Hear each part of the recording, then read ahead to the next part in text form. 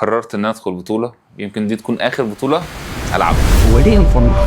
مفتي انفورما طبيعي ولا بيستخدم الاسترويد؟ حلو يا فورما. فورما خد الفضه اي اف بي برو بتاعت تايوان. فوق بعت لك ان هو بقى محترف رسميا في الدبليو ام بي اف في البادي بيلدينج.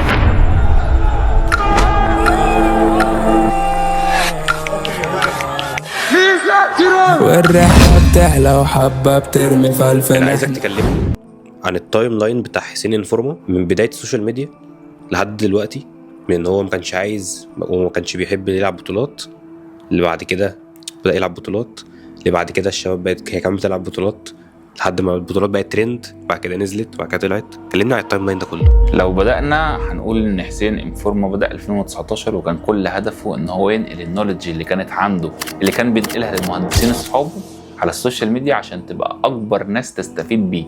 ولا كان هاممني ان انا اعمل فلوس من ورا الموضوع، ولا كان هاممني اي حاجه خالص غير ان انا اعمل فيديو يعتبر زكاه ليا للعلم اللي انا اكتسبته من النولج اللي انا خدتها في الجيم. بعد كده لما بدات ان انا اتعمق في الموضوع لقيت ان انا ممكن ان انا بجانب الهدف الاساسي ده اطلع منه فلوس، اعمل منه بزنس يساعد الناس برضو ان انا اقدم لهم خدمه يبقوا راضيين عنها 100% تغير حياتهم 180 درجه.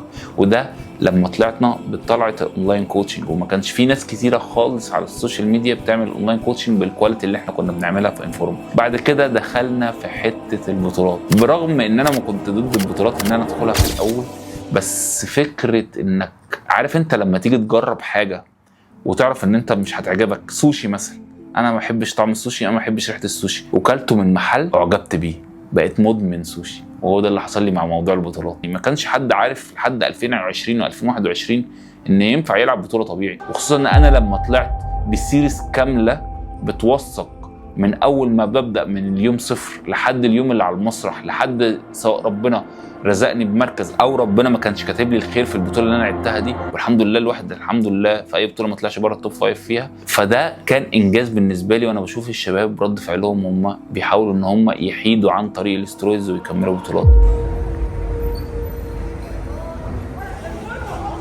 انجلترا. طب احنا رايحين المغرب.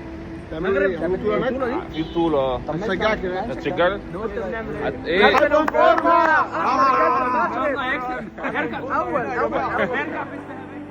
احكي لنا تحسو، الفكره جات لك ازاي؟ والله ابدا يا صاحبي، المشكله دايما ان اللي بيبقى بودي بيلدر دايما بيبقى حابب حياه البودي بيلدرز، وخصوصا اللي في الاول فاكر ان الحياه دي صعبه. لما بيتشال من عليها بيحس ايه ده، انا تايه ولا ايه، انا في دوامه ولا ايه، هو انا ايه البيربز بتاع حياتي، ايه الهدف بتاع حياتي. مع انك بيبقى عندك شغل وعندك هدف، بس تحس كده ان بطولات بودي بيلدينج بتنظم لك يومك بحيث ان هي بتخليك زي الروبوت. انا افتقدت الفتره دي من بعد ما خدت البطوله ومن بعد ما خدت 3 الذهب بتوع ارمينيا. افتقدت الفتره دي في حياتي، لقيت نفسي بفتح في الاكل، لقيت نفسي بعمل حاجات مش ده حسين اللي كان بيعملها زمان. لحد ما جه الاسبوع اللي بعد عيد ميلادي عملت ان بودي وبصيت في فيديو كده كنت صورته لنفسي.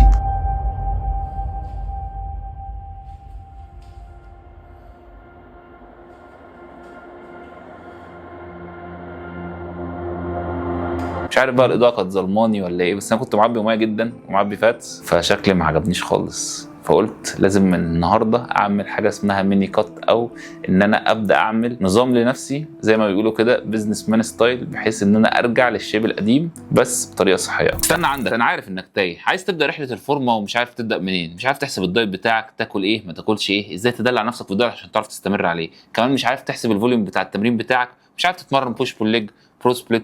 كل ده تقدر تحله دلوقتي لو اشتركت في التدريب الاونلاين مع انفورما، لان بعمل لك دايت مفصل على اللايف ستايل بتاعك تقدر ان انت توصل بيه للهدف بتاعك. غير كده بتراك معاك الميه والاوزان والعدات عن طريق الابلكيشن بتاع انفورما اللي تجربته فريده جدا واول مره تشوفها. غير كده في باقات كتيره قوي تقدر تختار الباقه المناسبه ليك، والمتابعه بتكون عن طريق الابلكيشن او عن طريق الواتساب عشان اتاكد مليون في الميه انك ماشي على الخطه 100%. فالحق دلوقتي عشان الخصومات بدات. كل اللي عليك تعمله انك تدوس على اللينك تحت اللي موجود في الوصف او في اول كومنت، هتسجل بياناتك وهنتواصل معاك خلال 24 ساعه على الواتساب عشان نعرفك كل التفاصيل والاسعار. مستنيك يا بطل عشان نبدا رحله الفورمه مع انفورما. انا مره واحده كده وانا بقلب على السوشيال ميديا بعد شهر من الميني كات اللي انا بقول لك عليه ده، بعد 4 اسابيع بالظبط، اللي هو من 4 اسابيع من دلوقتي لقيت في اعلان بتاع بطوله، مش اي بطوله بطولة اولمبيا كواليفاير، تاني اقوى بطولة في الشرق الاوسط واقوى بطولة في افريقيا، وهي موروكو برو. السنة دي هيعملوا فيها اولمبيا كواليفاير، يعني اللي بيكسبها بيوصل لاولمبيا، وفيها كروت احتراف تقدر ان انت تشارك فيها في البروز. فلمعت في عيني بيني وبينك، ما كنتش قادر ان انا احضر تاني وادخل في الاكستريم كونديشنز اللي انا قلت لك عليها، بس قلت مدي لنفسي ترايل، اعمل لنفسي اسبوع 10 ايام، والاول اصلي استخاره، ولو جات لي علامه ان انا اقدر اكمل هكمل، لو جات لي علامه ان انا ما اقدرش اكمل وطلع لي شغل او طلع لي حاجه هتخليني احيد عن الطريق ده، يبقى دي علامه من ربنا سبحانه وتعالى ان انا ما اكملش. بعد الاستخاره حلمت حلم غريب جدا. حلمت حلم ان انا واقف ماسك حاجه في ايدي غريبه، انا مش عارف ايه هي، بس مبسوط بيها جدا اكنها هديه، وشايف صوره ورايا، صوره عجوز، راجل عجوز، وعلى شمالي او يميني كان في بنزينه. ترجمت كده ان العجوز ممكن يكون رامز صبر، والبنزينه دي هي الدافع اللي هتفضيني لحاجه تحببني او حاجه تخليني افرح قوي. فحسيت ان دي علامه، قلت اعمل لنفسي ترايل، اعمل لنفسي حاجه شبه كده، ايه، امتحان. طب ايه اللي حصل بعد الاسبوع اللي انت قلت هتاخده كترايل؟ لقيت نفسي مش حاسس ان انا بجهز، مش عارف ليه، جسمي او انا نفسي كنت متحفز جدا، حاسس ان انا فعلا بحضر. كل يوم عن التاني بحس ايه ده، جسمي بيتغير، ايه ده. والفكره ان انت شغال مع نفسك كده ومحدش عارف، حاجه غريبه. اول مره اتحط في الكونديشنز دي. كل مره لما كنت بخش بطوله كنت دايما بضغط نفسي بان بقول على السوشيال ميديا قبل ما اخش البطوله ب3 شهور، بشهرين، بلاقي الناس كلها مترقبه حسين هيعمل في البطوله. بقول لاهلي، بقول للناس صحابي، كل الناس بتسال عليا، كل الناس مهتمه بالتفاصيل بتاعه الرحله. اول مره احس ان انا بريشر فري كده، بعمل الحاجه اللي انا بحبها لمجرد ان انا بحبها، مبسوط دايما بالنتائج اللي بتحصل لي. ببص لنفسي في مرايه كل يوم وبنشف، مش حاسس بتعب التحضيره. مش عارف بقى هل من كتر التحضير اللي انا حضرته ولا لا، بس فعلا الناس اللي بتشوفني لحد دلوقتي قبل البطوله بكام يوم لحد دلوقتي اهو بتقول لي انت مش يعني لو قلت لهم ان انا عندي بطوله كمان يومين هيقولوا لي مستحيل، مستحيل المده يكون واحد هيبقى يومين 3 على المسرح وناتشرال. الحمد لله المره دي مفيش اي خوازيق في الشنط، خدنا الشنط الحمد لله فمتيسره. وهنروح دلوقتي على القطار، نركب القطار الى مراكش، نزلنا كازابلانكا، فهنشوف الدنيا ماشيه ازاي.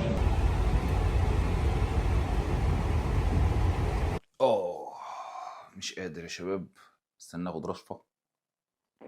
دي نسكافيه عادي جدا. احنا وصلنا الحمد لله الشقه اللي قاعدين فيها في مراكش بعد رحله طويله. برضو الواحد ما بيتعلمش ببلاش. يعني ايه ما بيتعلمش ببلاش؟ احنا المره دي بدل ما ناخد ترانزيت ونركب طياره من كازابلانكا لمراكش ونحجز من مصر على كده، قررنا ان احنا نركب القطر. ليه؟ عشان نوفر ال5 6 ساعات اللي بنقعدهم في المطار من غير ما نعمل اي حاجه. القطر 3 ساعات ونص، فواحنا رايحين من كازابلانكا لمراكش بالقطر اكتشفنا واحنا في النص بيقول لنا انتوا كنتوا لازم تغيروا محطه. يعني بعد ما ركبنا القطر اكتشفنا ان احنا كنا لازم نغير المحطه اللي قبليها. طب نعمل ايه؟ ننزل يعني ونعمل كده؟ لا، قال لك ايه، قال لك انت محتاج تستنى ساعه وشويه عشان تاخد قطر تاني من المحطه اللي انت فيها عشان ترجع على مراكش. والمحطه اللي انت فيها دي القطر اللي فيها تقريبا هناخد فيه 3 ساعات ونص. فبدل ما كنا بناخد 3 ساعات من المطار لمراكش خدنا تقريبا 5 6 ساعات، واحنا معنا شنط كتيره. فالحمد لله الواحد ما بيتعلمش ببلاش، ودي حاجه مهمه. واللي اكتشفناه برضو من الكلام مع الناس المغاربه، الناس المغاربه زي السكر يا جماعه بجد. اتكلمنا في القطر وعملنا صداقات في القطر كتير. فمن الحاجات اللي اكتشفتها ان انا لو كنت طلبت من ابلكيشن معين عربيه هتبقى ارخص لي واوفر لي في الوقت بكتير، وكانت هتاخد 2.5 ساعات بس من المطار لحد مراكش. وده اللي هنعمله بعد كده لو رجعت وسافرت مراكش، وان شاء الله هرجع كتير لان انا بحب البلد دي جدا. هوريكم بقى ايه، هنعمل لفه كده في الشقه لحد ما اخلص بس القهوه، نشوف الشقه بتتكلم في ايه، ونشوف الوجبه اللي هاكلها عشان انا مرهق جدا. جسمي جيت ابص عليه لقيته حابس ميه. فالناس اللي بتحضر هتبقى فاهمه، ده بيبقى اكتر لقطه انت مش عايز تشوفها في حياتك، وانت جسمك معبي ميه وانت عارف انك ناشف بس جسمك معبي ميه. فتعالوا نشوف كده مقتطفات الشقه ونشوف تحضير الوجبات. الوجبه اللي هاكلها دلوقتي انا مجهز كل حاجه اصلا وحطيناها في التلاجة اول ما جينا تسخن. بس هوريكم تفاصيل الوجبه ويلا بينا. طيب يا شباب دلوقتي هنحضر الوجبه اللي قبل التمرين. لازم ناخد تمرين النهارده حتى لو كان يوم سفر، بس فهنشوف ايه اللي بيحصل. عملنا وجباتنا في التلاجة زي ما انتوا عارفين. في رز كنت عامله عشان ايه؟ رز وفراخ، خيار، طماطم وخس. هذا ما نفعله يعني. بص بقى يا باشا عشان تكون فاهم تحضير الوجبات. الرز بيتعمل في الميكروويف زي ما احنا عارفين، ده رز بني. والفراخ من غير اي تتبيله عشان نتحكم في البهارات بتاعتها، عشان احنا في البيك ويك خلاص. فهنعمل ايه؟ هنعمل 120 جرام فراخ على 220 جرام رز بعد الطبخ، اللي هم تقريبا 80 جرام رز. طيب يا شباب كده سخنا الوجبه بتاعتنا، بقى شكلها عامل كده بالظبط. نص كارب وبروتين، الكارب الصريح اللي هو الرز، والبروتين اللي هو الفراخ، مع النص الخضار، عشان تخلي الفوليوم او كثافه الوجبه تبقى تقيله كتيره على المعده، فتشبع باقل سعرات ممكنه. هنرش عليها بقى ايه؟ شويه قرفه ناعمه. واللي عارف الميزه بتاعت القرفه في الاكل اكتب لي تحت في الكومنتات، قلناها قبل كده في فيديو. هناكل. طب انت دلوقتي اتكلمت عن الدايت، طب بالنسبه للكارديو؟ بص، هو الكارديو دايما بيبقى اكتر حاجه مقرفه في اي تحضيره، لانك بتعمل ساعات من الكارديو في التحضير. بس سبحان الله يا اخي، المره دي الموضوع كان مختلف. ليه؟ لان انا لما رجعت حتى وانا ببوظ الدايت كنت بعمل كل يوم تلت ساعه على الكارديو، كل يوم بعمل تلت ساعه. ده خلى الكارديو بالنسبه لي روتين. عشان كده وانا بعمل الترايل اللي قلت لك عليه، انا بديت ازود 5 دقايق في 5 دقايق كل يوم عشان اشوف انا اخري فين، لحد ما وصلت ل90 دقيقه بعملهم وانا مش حاسس. وده منظري يا شباب بعد 80 دقيقة كارديو بعمل فيهم 8 كيلو. ممكن النهاردة ادخلها في 9 كيلو، مش عارف. لص هوريك الارقام دلوقتي. دي على الساعة 81 دقيقة 965 اكتف كالوريز و7 كيلو، بس على المشاية 8 كيلو عشان اتفصلت الساعة في النص. صدقني انا بعمل كده عشان انا حاسس ان انا عايز اعمل كده، عشان عارف ان الوقت ده كده كده هيعدي وانا بشكر نفسي ان انا عملته. خلاص هي 80 دقيقة عدت، خلاص بقت ماضي، بس نتائجها هتظهر في الحاضر. او كنت ممكن مثلا اسكرول شوية على السوشيال ميديا، اخرج شوية مع اصحابي، وقت ضايع كده كده. فتضيعه احسن في انك تعمل حاجة تشكر نفسك عليها، ولا تضيعه في حاجة انت هتنساها بعد كده. وقت لطيف عدى واتنسى، قرارك. طيب يا شباب احنا دلوقتي جهزنا ولبسنا. النهارده يوم قبل البطولة اللي هو يوم التسجيل.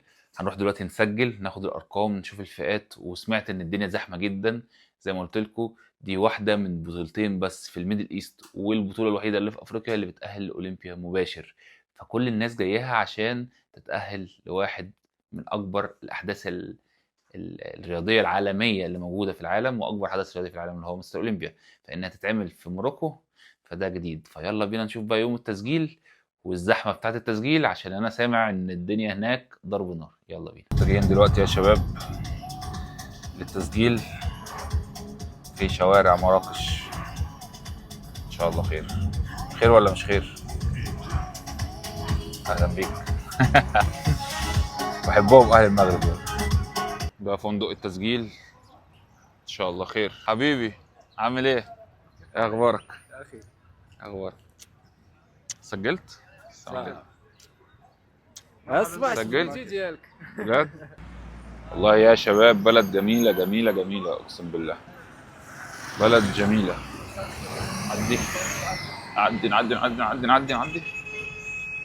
نعدي بس كده احسن نموت ولا حاجة. احنا رايحين نسجل.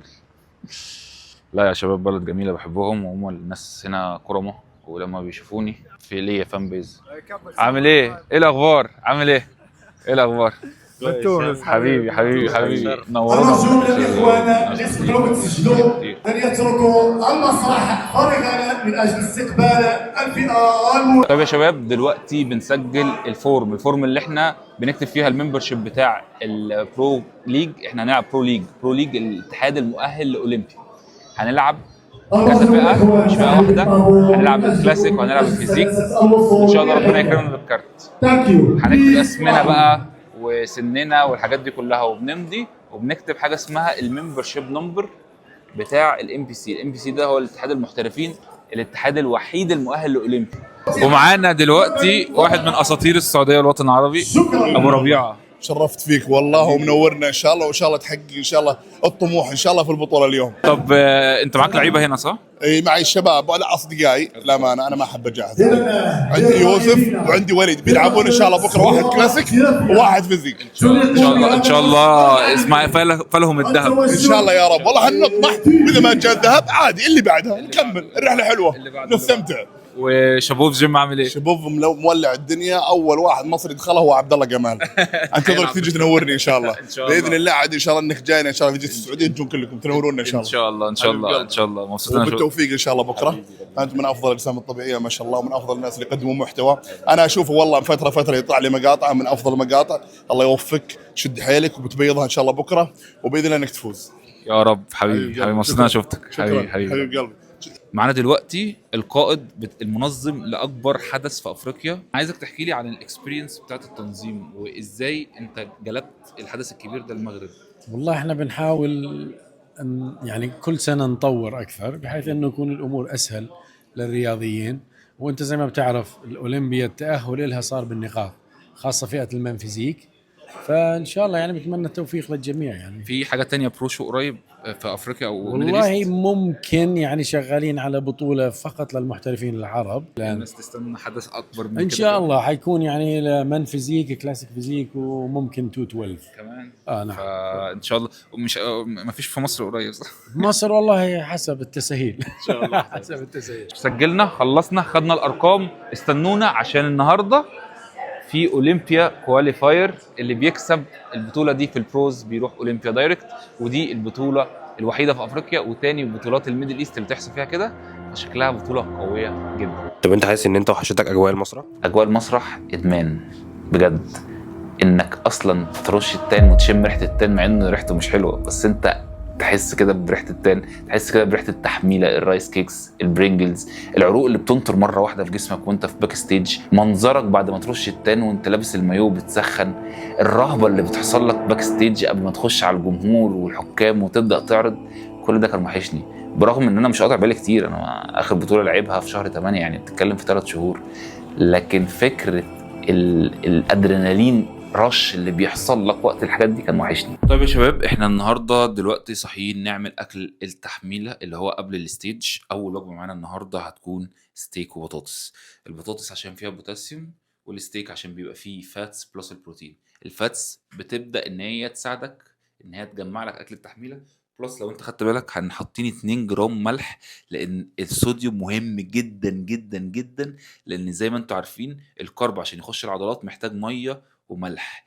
الميه احنا مقللينها عشان نبقى زي ما انتم شايفين كده، احنا لسه فلات شويه، لسه ما عملناش البامب، لسه ما خدناش اكل التحميله، بلس انت محتاج بقى صوديوم. عشان كده ده اكل اول وجبه.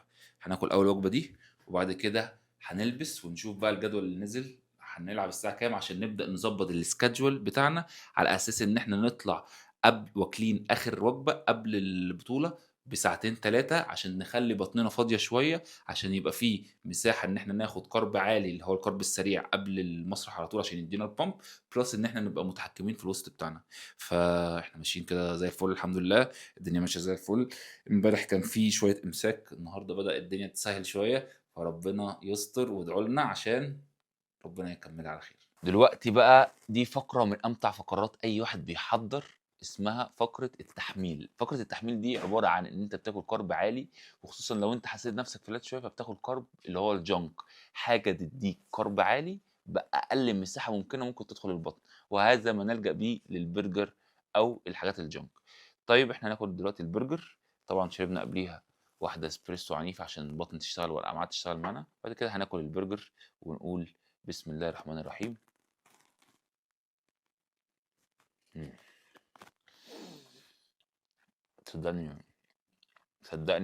صدقني دي من امتع لحظات اي واحد بيتحضر في البودي بيلدينج. حاول بقى ايه، هنا جايبينه سماشد في جبنه عشان برضو نعلي مقدار الفاتس. كمان حاول ان انتوا تمضغوا بالراحه تستمتعوا بيه عشان برضو يبقى سهل على الهضم. هنخلص دي ونتجه بقى لمقر البطوله عشان طب حسين كلمني عن احساسك لو كسبت البطوله او لو ما كسبتش. انا لو ما كسبتش، انا زي ما بقول لك هي باشن، هي كانت شغف كبير بالنسبه لي. انا طالع البطوله دي وانا مش هحط اي اكسبكتيشنز او اي توقعات ليا. كل مره بطلع بطوله بكون جايب اخري عشان اكسب فيها. المره دي طالع للمتعه فقط. بطوله قويه، البطوله فيها برو كاردز وممكن تعمل تاريخ للطبيعيين فيها، بس ما كسبتش. ايه اللي هخسره طالما صحتي موجوده، طالما اهلي لسه معايا؟ الحياه كده، هي دي الحياه. طيب كسبت، هبقى حاسس ان انا طاير من الفرحه لاني حققت واحد من الاهداف اللي انا كنت حاططها وانا بعمل السلسله دي من 3-4 سنين. فهي مش اخر المطاف. مش عارف ليه حاسس ان ممكن تكون اخر بطوله العبها، لان انا حاسس ان انا محتاج ان انا ابقى مركز اكتر في حياتي الاجتماعيه، حياتي بتاعت البيزنس. اللي انا عايز اقوله لكل الناس اللي بتفكر في بطولات: استمتع بالرحله واعمل قصه حلوه تحكيها لناسك وحبايبك بعد كده. طب كلمني عن احساسك يا حسين على الستيج.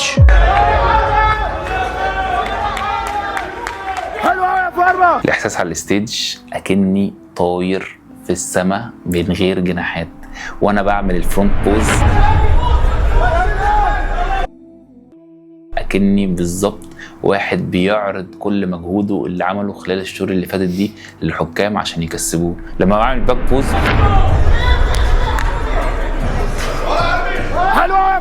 بحس ان انا بوريهم خريطه شقايه وتعبي طوال التحضيره. ولما تيجي تبص على اللي حواليك رغم انك شاكك وانت طالع طبيعي انك ممكن تكسبهم، بس لما تيجي تشوف الفوتج كده في ايديك وتشوف الصور تقول والله الطبيعي ممكن يقدر يعمل حاجه. والله الطبيعي لو قدر يشتغل على نفسه ويصدق في حلمه يقدر يجاري الناس دي، مش بس يجاريهم، يكسبهم.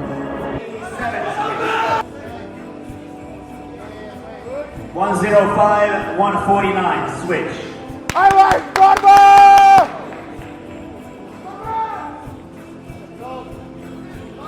ماشي حلو، افتح الاتلات يا شوكي وبطنك يا شوكي، بطنك Face the back.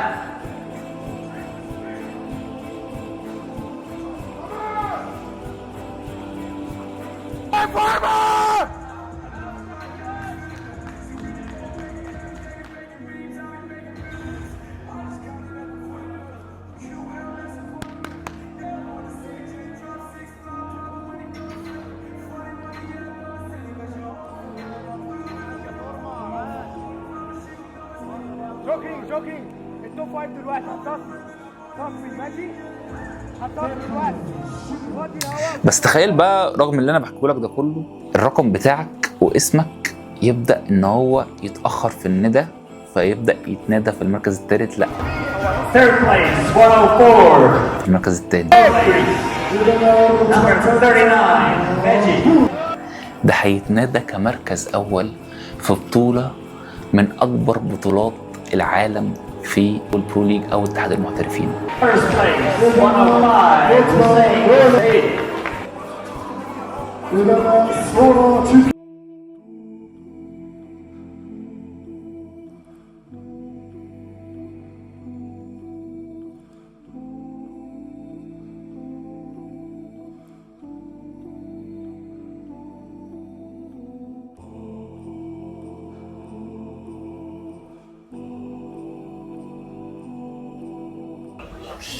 مركز اول يا شباب، مركز اول.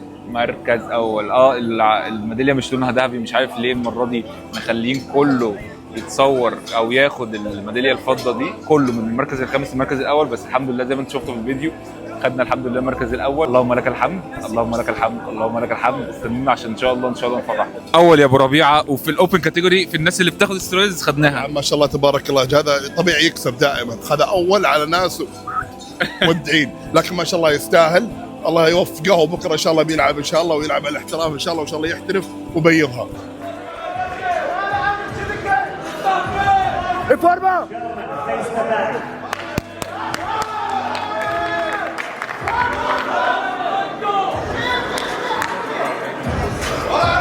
حلوه يا فورمه. بلعب حلوه يا فورمه. 10 جامد جامد.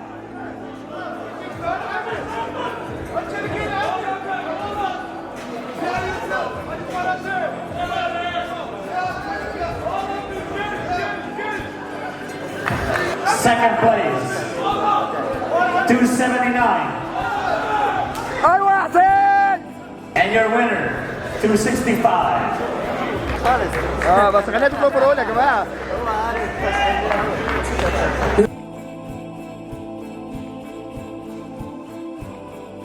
دلوقتي يا شباب الحمد لله ربنا كرمنا ب4 ميداليات، 3 ذهب وواحدة فضة، والحمد لله منهم ذهب في الاوبن كاتيجوري الناس اللي بتاخد سترويدز. لكن الحمد لله تلعب على الكارت هنا تلعب على الكارت هنا، انت مش نصيبك النهارده يجي لك الكارت. فالحمد لله 3 ذهب زي المره اللي فاتت، الحمد لله الذهب للذهب ولسه الرحله مكمله. بس ناخد اوف سيزون بقى كويس المره دي، حلوه قوي، نريح في المفاصل ونكمل. وشوفونا في التشيت ميل ما تنساش. نزل نزل نزل يا باشا، نزل نزل نزل نزل. شباب دي احلى لحظه بيستناها اي لاعب كمال اجسام، هي لحظه البيتزا بعد البطوله. اتفرج بيتزاي عامله ازاي، لحظه بتنسى فيها التعب كله وبتركز في الاستمتاع. الحمد لله النتيجه كانت كويسه جدا، كان ناقص بس تك على الكارت، مش مشكله، لسه البيتزا موجوده ولسه الاماني ممكنه. سيبونا بقى ايه استمتع بالبيتزا الجامده دي ونكمل. في اخر الفيديو اللي انتوا بتتفرجوا عليه ده انا بسجله لكم قبل 4-5 ايام من البطوله، ناقص ساعتين واطلع على الطياره. وصدقني انا مش عارف وانا طالع على الطياره انا هكسب ولا هخسر. سواء كسبت او خسرت انا مش زعلان، وعايزك برضو تعرف ان دي رحله الحياه. الحياه دايما بالنسبه لك هي رحله كبيره جدا، بتحاول تسعى انك توصل فيها لحاجات انت بتحبها. ساعات ربنا بيبعدك عنها عشان هي مش خير ليك، وساعات ربنا بيقربك منها عشان هي خير ليك. فاعرف ان مهما كانت النتائج في اللي انت بتعمله هو خير ليك سواء صح او غلط. المهم تكون مؤمن بحلمك وتعمل كل اللي عليك، وما تبخلش باي نقطه عرق عشان بعد كده وانت قاعد على السرير ما تقولش يا ريتني عملت ويا ريتني سويت.